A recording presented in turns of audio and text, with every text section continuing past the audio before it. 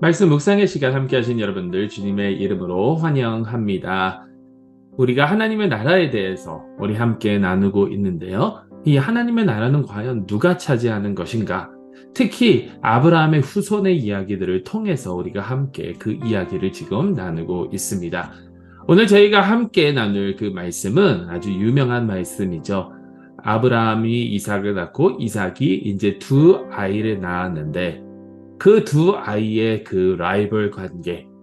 그래서 이제 이삭이 거의 죽을 때가 가까워오자, 야곱이 형 에서의 축복을 빼앗는 그 상황을 우리가 함께 보도록 하겠습니다. 여러분 너무나도 잘 아실 것입니다. 이삭이 나이가 많아서 이제 죽을 날이 멀지 않은 것을 알게 되고, 이제 자기의 큰 아들 에서를 축복하기 위해서 에서를 불러드립니다. 에서를 불러드리고 나서 에서에게 가서 사냥을 해서 나를 위해서 별미를 만들라. 그럼 내가 너를 축복해 주겠다라고 하죠. 이것을 아내인 리브가가 엿듣습니다. 그리고 작은 아들인 야곱을 불러서 양을 가져다가 음식을 만들게 하고, 또 에서라는 그 이름이 털이 많다라는 그 이름이거든요. 털이 많으니까 양털로 이렇게 묻혀서 그리고 에서의 옷을 입혀서 아버지께로 들여보내고, 아버지는 눈이 볼 수가 없으니까 이게 야곱인데 야곱을 알아보지 못하고 에서를 만져보면서 야곱을 만져보면서 에서라고 생각을 하고 그에게 축복을 해주는 그러한 장면입니다. 야곱이 주는 축복에 대해서 우리 함께 읽을 텐데요. 창세기 27장 27절에서 29절 말씀입니다. 그가 가까이 가서 그에게 입맞추니 아버지가 그의 옷에 향취를 맡고 그에게 축복하여 이르되, 내 아들의 향취는 아버지께서 복주신 밭의 향취로다. 하나님은 하늘의 이슬과 땅의 기름짐이며 풍성한 곡식과 포도주를 내게 주시기를 원하노라. 만민이 너를 섬기고 열국이 내게 굴복하리니 내가 형제들의 주가 되고 내 어머니의 아들들이 내게 굴복하며, 너를 저주하는 자는 저주를 받고 너를 축복하는 자는 복을 받기를 원하노라. 아멘. 하나님의 말씀입니다. 하나님께 감사드립니다. 야곱이 이렇게 축복을 합니다. 축복의 내용은 이제 농사하는 그러한 농사물이나 그리고 기르는 것이나 이런 모든 것이 잘 돼서 차고 넘치는 그러한 축복. 그리고 다른 사람들이 이 야곱 아래 복종하게 되고, 심지어는 그의 형제들도 그를 섬기게 되고, 그를 축복하는 자는 축복을 받고 저주하는 자는 저주를 받게 될 것이다 라는 이 축복이죠. 어떻게 보면 내용은 아브라함에게 주셨던 하나님의 축복과 같은 내용입니다. 번영하게 되고, 또 복의 근원이 되고, 그 누구든지 아브라함을 축복하면 그들도 축복을 받고, 아브라함을 저주하면 그들도 저주를 받는, 할아버지 아브라함에게 주셨던 이 축복의 말씀이 이제 원래 이삭은 에서에게 주려고 했지만 야곱에게 주어집니다. 그리고 나서 우리는 다른 그 이후의 내용들을 너무나도 잘 알죠. 에서가 사냥을 하고 돌아와서 아버지에게로 가니까 아버지가 떱니다. 내가 잘못 주었구나. 내가 다른 이에게 주었구나. 라고 이렇게 깨닫게 되고, 에서가 다른 축복은 없습니까? 라고 하니까 다른 축복 대신 어떻게 보면 거의 저주에 가까운 그러한 이야기를 하게 되죠.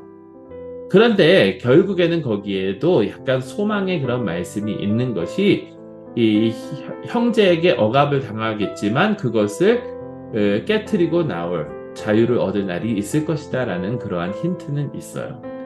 저는 여러분 이 이야기를 보면서 저는 여러 가지를 생각해 보게 됩니다. 첫째는, 하나님께서는 왜 야곱과 같은 자를 축복하시는가? 야곱이 어떤 자입니까? 속이는 자입니다. 빼앗는 자입니다. 그래서 에서가 화가 나서 전에도 이랬는데 지금도 이랬다. 전에도 내 장자권을 빼앗아 갔는데 이제는 내 아버지 축복마저도 빼앗아 가는구나. 그럼 하나님은 왜 이러한 자를 택하셨을까요? 왜 야곱처럼 거짓말을 일삼고 축복을 받기 위해서도 아버지에게 가서 거짓말을 서슴지 않는 이 야곱. 어떤 분들은 그렇게 얘기하더라고요. 야곱은 그만큼 간절했다. 에서는 자기의 장자권을 너무나도 업신여겨서 배고플 때에 팥죽 한 그릇을 넘겼지만 야곱은 그만큼 간절함이 있었다. 여러분, 그런데 간절함이 있다고 해서 거짓말이 용서가 됩니까? 내가 무언가를 얻기 위해서 너무나도 그것이 갖고 싶어서 간절하기 때문에 누군가를 속이고 누군가에게 사기를 치고 이게 올바른 일이냐라는 거예요. 왜 하나님은 야곱과 같은 자를 택하시나요? 그러면 어떻게 보면 왜 나 같은 자를 택하시는가? 그 대답과 같지 않을까요? 하나님은 왜 나 같은 자를? 여러분, 바울이 고백하죠. 죄인 중에 가장 흉악한 죄인이라고 자기 자신이. 여러분, 이러한 고백이 우리도 우리 자신을 알면 있지 않습니까? 하나님께서 어떻게 나 같은 자를 택하실까? 여러분, 성경이 강조해주고 있는 것은요, 하나님께서 누구를 택하시는 것은 그 사람의 캐릭터, 그 사람의 성품이나 그 사람이 어떻게 하는 행동에 따라서 선택하는 것이 아니라 모든 주권은 하나님께 있다라는 사실입니다. 그렇기 때문에 우리는 하나님께 감사할 수밖에 없다라는 거예요. 왜냐하면 내가 가진 이것으로는 하나님께 택함을 받을 자격이 없기 때문에.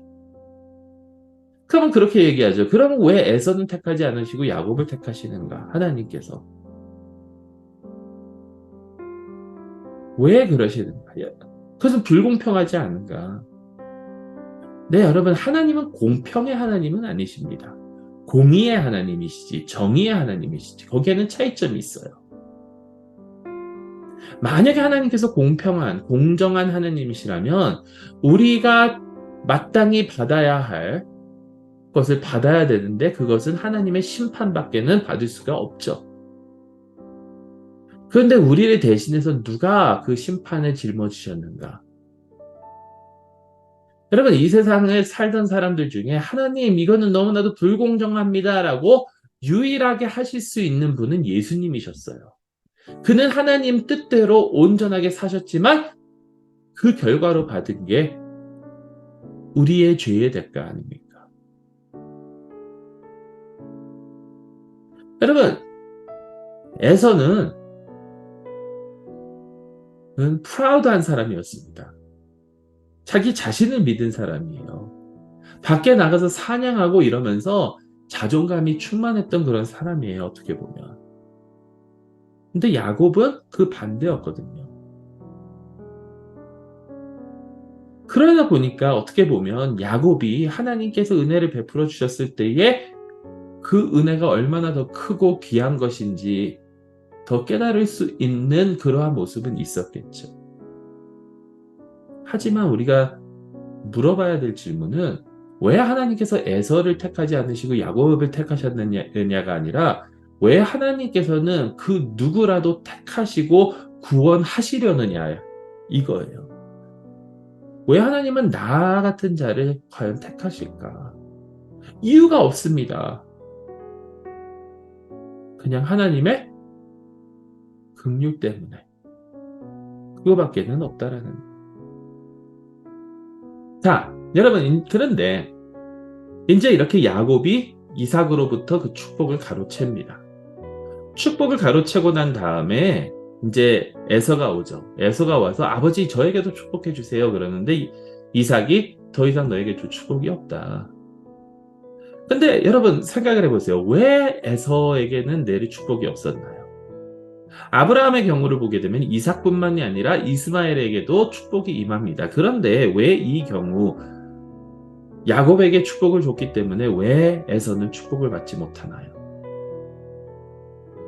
여기에는 아마 그 시대의 그런 풍습이 들어있는 것 같습니다.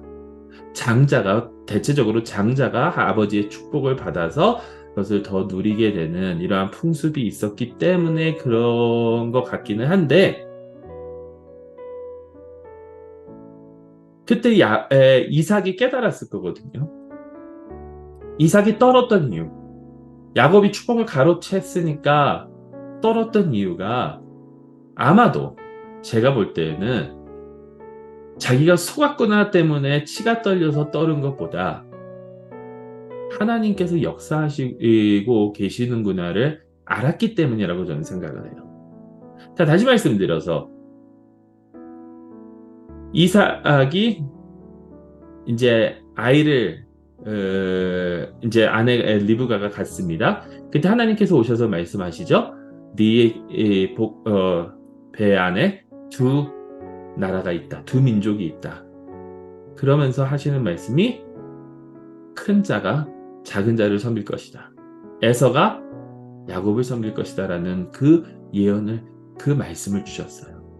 그것을 어기면서 이삭은 에서에게 더 많은 애정을 어떻게 보면 쏟고 있었다라는 거죠. 자, 그런데 여기서 중요한 것은 아마도 그 말씀을 이삭이 기억했을 거라는 거예요. 야곱이 그 축복을 가로채 가는 것을 보면서. 그러면서 이삭도 깨달았을 거죠. 아, 내가 어떻게 하든지 간에 하나님께서 역사하고 계시는구나. 하나님께서 역사하고 계시는구나. 자, 그런데 그럼에도 불구하고 왜 에서는 축복을 못 받는가? 어떻게 보면 여러분 이겁니다. 이제 나중에 나오는 야곱의 삶을 쭉 살펴보면 이게 좀 더 클리어하게 정확하게 나오는데요. 그게 뭐냐면 야곱은 하나님의 축복을 받았으니까 그것으로 해야 되는 게 있었어요. 왜 장자만 축복을 받는가? 왜 자녀들 중에 한 명만 축복을 받는가 생각을 해보면 그 축복을 받은 사람이 그것을 가지고 나눠야 됩니다. 하나님의 축복을 받았으면 하나님의 축복을 받고 끝나는 것이 아니라 그것을 내 주변에 있는 내 이웃에게 나눠야 돼요. 그런데 야곱이 그렇게 하느냐? 그건 또 다른 문제죠. 하나님의 축복을 받은 자들이 하나님의 축복을 나눠야 되는데 야곱 같은 경우는 그것을 나누지 않고 자기의 이득을 위해서 사용하다 보니까 그의 삶이 이제 여러 가지 고난과 역경을 겪는 것을 우리가 보게 되죠. 그럼 하나님의 나라의 백성들의 삶은 하나님의 나라를 축복으로 받았으면 그 축복을 나누는 데 있다는 것을 우리는 기억해야 될 줄도 믿습니다. 그렇다면 우리는 잘 나누고 있나요? 하나님의 축복을 받았는데 그것을 나누면서 살고 있습니까? 아니면 더 많은 것을 얻기 위해서 내 욕심을 채우기 위해서 일을 하고 있습니까? 하나님의 나라의 비밀은 이것입니다.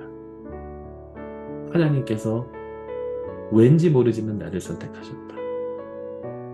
아무런 자격이 없는 나를 선택하셨다. 그리고 하나님께서는 그 축복을 내가 나누기를 원하신다.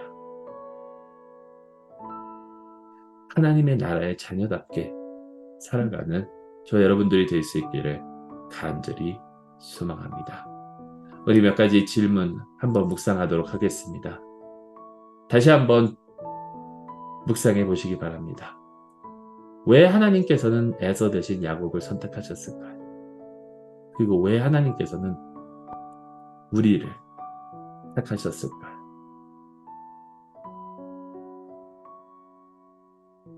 두 번째 질문입니다. 이삭은 왜 에서도 축복하지 못하였을까요? 그리고 축복을 받은 야곱을 통해서 우리에게 지금 주고 계시는 메시지는 과연 무엇입니까?